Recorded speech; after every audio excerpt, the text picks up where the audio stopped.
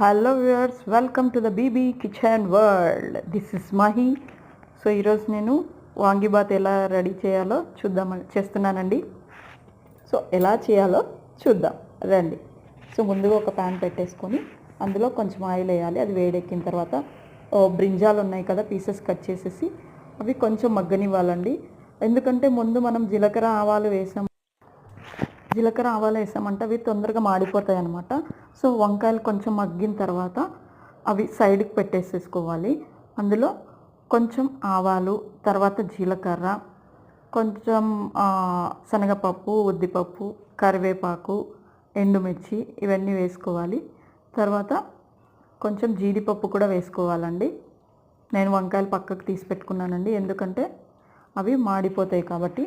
So ఇప్పుడు జీడిపప్పు కూడా వేసేసుకొని స్టవ్ని కొంచెం లో ఫ్లేమ్లో పెట్టుకొని ఇవన్నీ కొద్దిగా బాగా వేగనివ్వాలండి.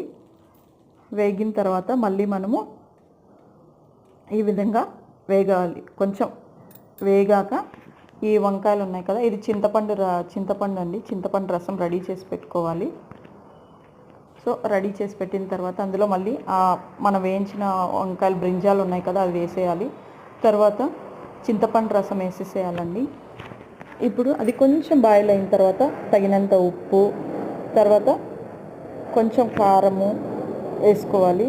సో దీన్ని మిక్స్ చేసిన తర్వాత కొంచెం పసుపు, అలాగే ఇప్పుడు నేను ఎన్టీఆర్ వాంగిబాత్ మసాలా తీసుకున్నానండి.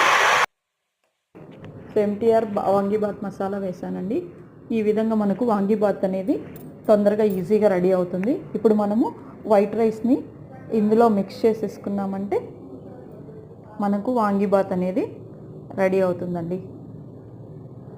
సో మీరు కూడా ట్రై చేయండి. నచ్చితే లైక్ చేయండి, షేర్ చేయండి, కుదిరితే కామెంట్ కూడా చేయండి. Please subscribe. Thank you. Bye bye.